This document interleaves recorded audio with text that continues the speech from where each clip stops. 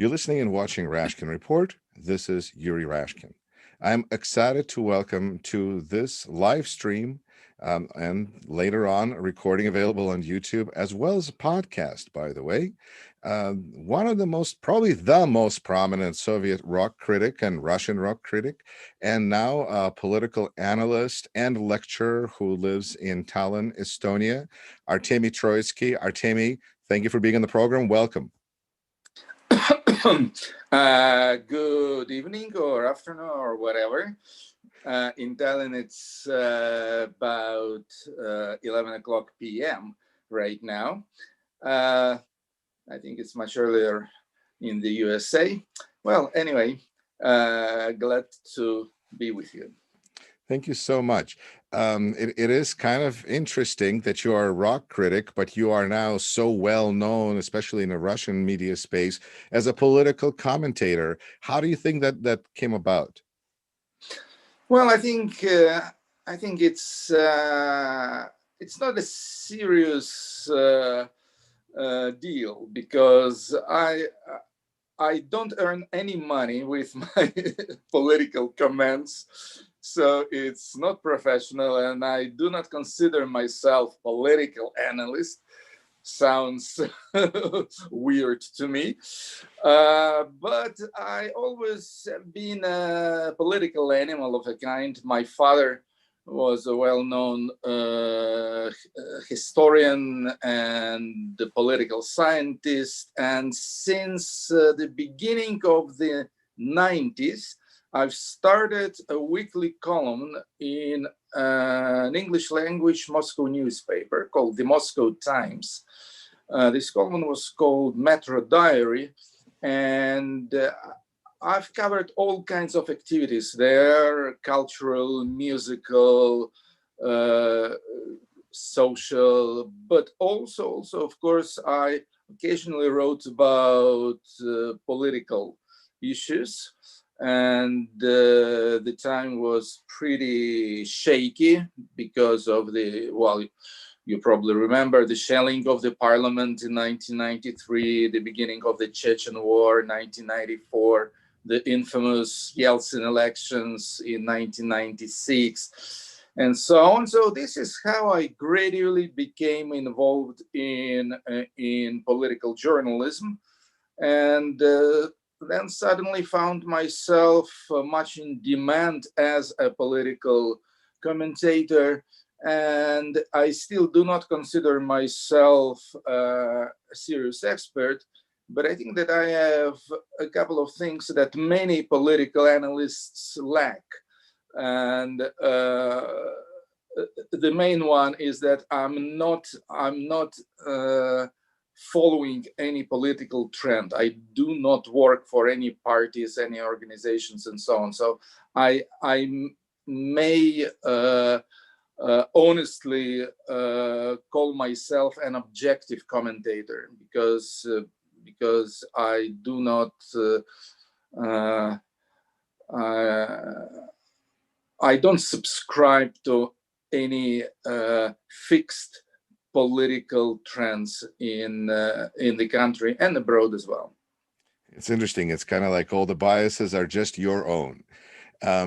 All right, then let's take a look, and I really would love to hear you share your opinion with our audience on the protests that are going on in Russia. This has to do with Alexei Navalny, but it also being imprisoned, but so much more as well, and the general state of things in Russia. But the question is, what can this lead to? Because we just haven't seen in Russian experience. I mean, there's a Soviet Revolution in 1917, and there was a world war happening at the same time. We have a pandemic. Do you see any potential here for a change in government, or do you see this as almost more of a Belarus model where people come out, people protest, and then dictator goes on?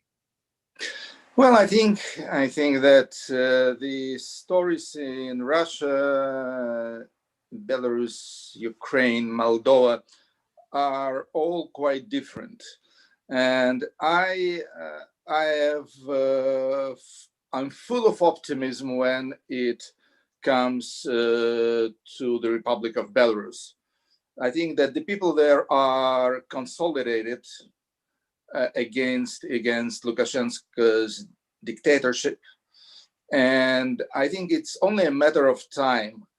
It could take some months, it could take half a year, could take a year, but the days of dictatorship in Belarus are numbered. I really believe so. So here I'm very optimistic. When it comes to Russia, it's, well, Russia, generally speaking, is an abyss. It's a country. It's an absolute enigma. It's unpredictable. It's weird. It's cold. It's a bit scary, and of course there are some positive trends in Russia, but at the same time, I'm not sure that these trends will go somewhere somewhere positive and will reach some kind of happy end. I think that Alexei Navalny is a very right kind of leader for Russia. He's a little bit populist, he's a little bit nationalistic, and without these things, I don't think it could be any possible to win, the hearts of Russian people, the hearts of Russian voters. And Navalny, I think, is the first Russian leader since Vladimir Lenin and Leon Trotsky who really wants to grab power. Because, of course, we've had plenty of beautiful people like Andrei Sakharov, Boris Nemtsov, and so on, all those glorious idealistic dissidents and so on.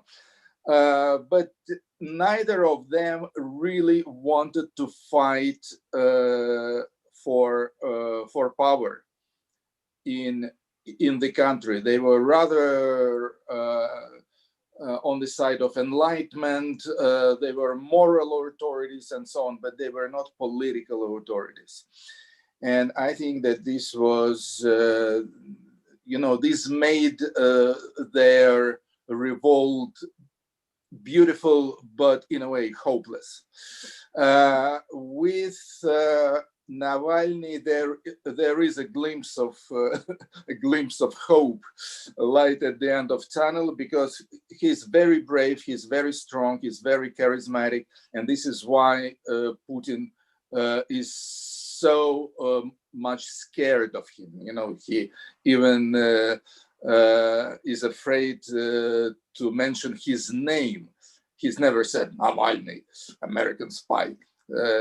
Only his press agents do it. So I think that Russia will live through a very interesting year in 2021. In September, we have parliamentary elections.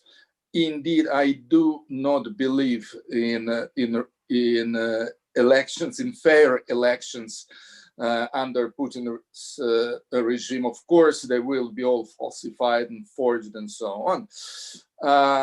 But of course, these elections, they can trigger more protest movement in the country. And maybe for the first time, again, since 1917, for the first time in more than 100 years, a massive people's revolt will bring change to the country, because all previous changes, be it Gorbachev or Yeltsin or Khrushchev, all previous changes in the Soviet Union and Russia, they have happened not because of revolutions, but because of some kind of inner coups or splits in the elite and so on. So it wasn't really a popular thing. Okay. So well, no, I'm thinking because more or less. Right. It kind of sends this image of Russia being a land of monarchs and czars, and the question is, who's going to be the next czar? And this is probably going to be like an exciting soap opera on Russian TV in several hundred years. But as far as real change for people, I'm thinking that maybe the best time in the last quite a few years was when oil prices were high, because there was, with all the corruption in Russia, there was still the trickle down effect, where people managed to, I think, live better and now look forward, look back to that time of high oil prices. That seems to have been the best reason for a good life in Russia. Am I missing something?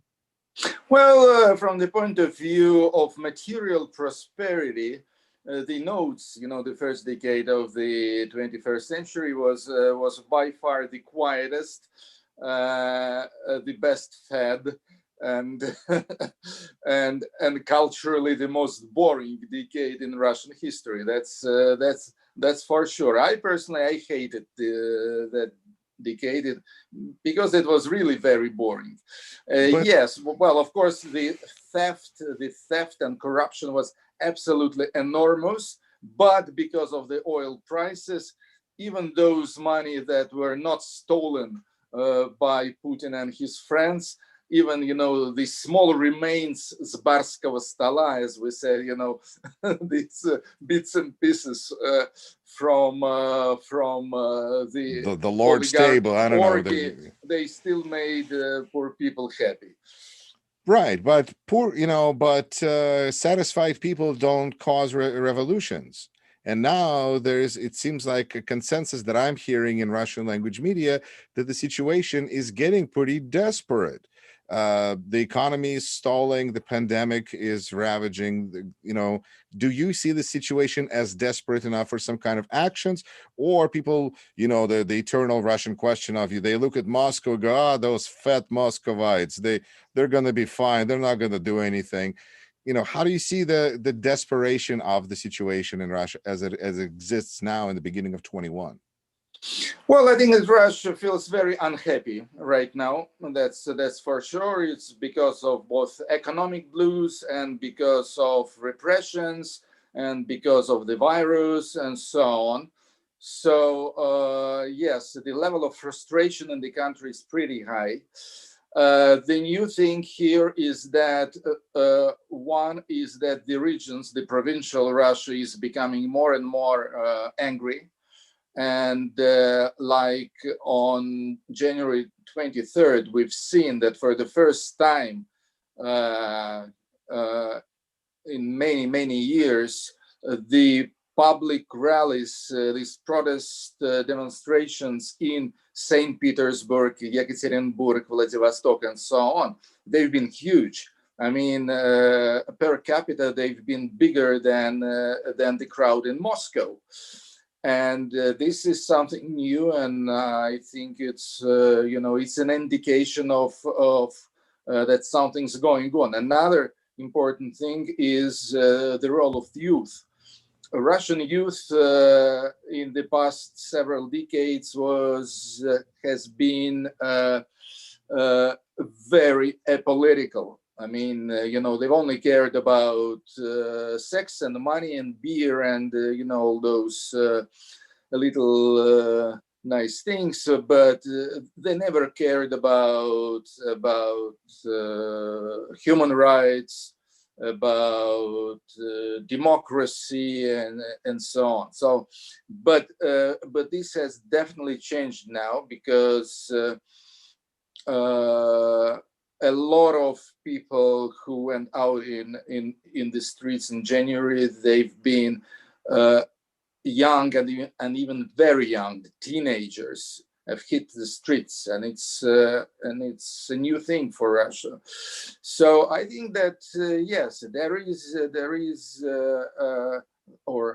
there are some signs of change in Russia, but still I don't see it massive and radical enough to overturn the existing regime.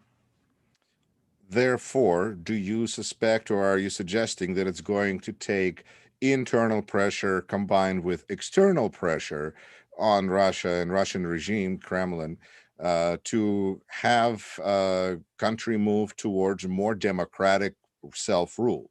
In that light, what do you expect and would like to see Biden administration do? Well, I think that the 4 years of Trump's administration have been absolutely lost. If we talk about America's impact on what's happening in Russia, you know that human rights weren't very high on Trump's agenda, and this will definitely change drastically with Biden's administration. And I'm pretty sure that Biden's and Blinken's attitude towards Russia will be much tougher and more focused on such fundamental issues like human rights and freedom, and also, of course, support for democratic movements in both Russia and Belarus and other former Soviet countries. So I do believe, and I think that unlike Trump's administration, Biden's one is very predictable and very logical. I believe that they will put America back on the rails of support for democracy and freedom worldwide.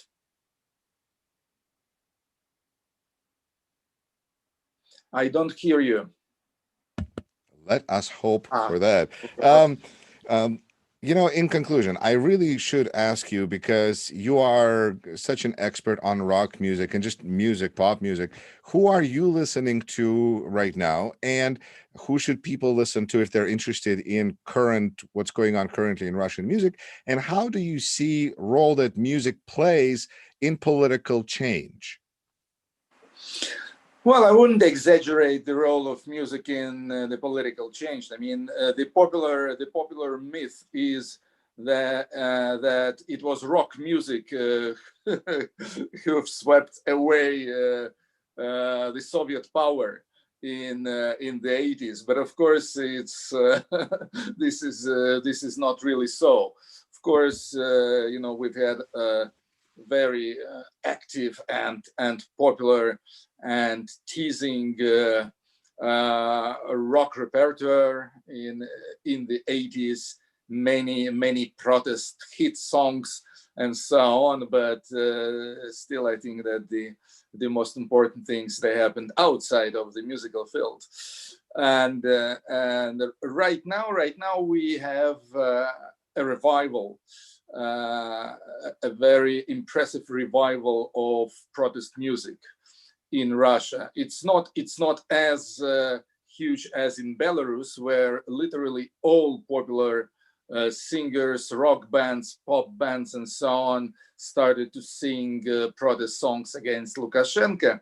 It's quite incredible over there. In Russia, it's not as evident, but still, well, I think that we have all kinds of factions on this protest scene. First of all, it's the veteran of the 80s anti-Soviet revolution, singing revolution. People like Andrei Makarevich of Time Machine, Boris Grebenshchikov, Aquarium, Yuri Shevchuk, DDT, and so on. So they've caught this second wind. They're in a very good songwriting form. Then, of course, there are young rock bands, most of them punk, post-punk bands. You know, angry young men whose songs are often played at protest rallies in Moscow and other cities. And here I can mention such names as Elysium, Luna, Pornofilmy, and many others. And of course, there's also the latest trend, in Russian pop music, which is rap and hip hop. And rap is very, very strongly politicized in Russia. We have such rappers as, say, Noise MC, who is my favorite, or Dolphin, or Husky, or Oxymoron. All these guys, they sing or they rap political anthems, and they are followed by a lot of youngsters in Russia. And by the way, if we are talking not only about protest music but good pop music in general, several Russian artists, all female, all from Moscow, they have gained some degree of popularity on American and Western European alternative music scene. There's a girl from Moscow nicknamed Kate NV, Katya Shilahvostova, who has released an LP in America, which was in the lists of best albums of 2020 everywhere, like Pitchfork and so on. And then there's a girl band called Lucid Vox, also from Moscow. They're kind of a folksy psychedelic band. Really, really interesting stuff. Who are also now quite big in Western Europe. So I do believe that maybe this Russian musical wave will also hit some distant shores. Absolutely. I'm sitting here making a list, like, okay, listen to all right. Huh? So, dear listeners and viewers, you can, after this stream is complete, you can just rewind back or pause and write down exactly all the bands that our guest mentioned. Artemy, thank you so much for being on the program. My pleasure.